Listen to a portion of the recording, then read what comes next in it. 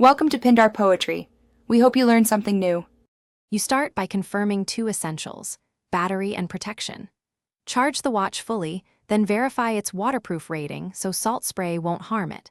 Once done, enable Bluetooth and GPS on both devices and pair the watch to the boat's head unit or your phone app. Install the marine or navigation app and allow location, sensor, and notification permissions. This avoids later connectivity failures. Then calibrate the compass quickly so heading data is accurate before you leave the dock.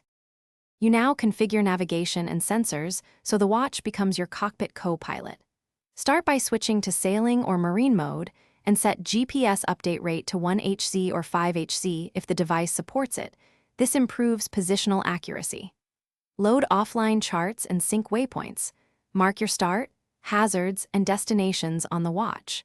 Calibrate the barometer and compass for reliable altitude and heading. Make sure to set alert thresholds for speed, depth, and tether so you receive immediate, actionable warnings while underway. You finish by validating the system with a brief trial run before committing to open water.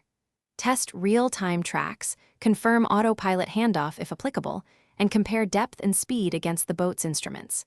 Enable continuous data logging and sync logs to your phone or cloud after each trip for post-analysis. If something fails, try the one-key troubleshooting tip.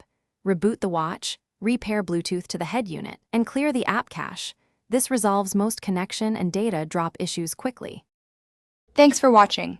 Consider subscribing if we helped you.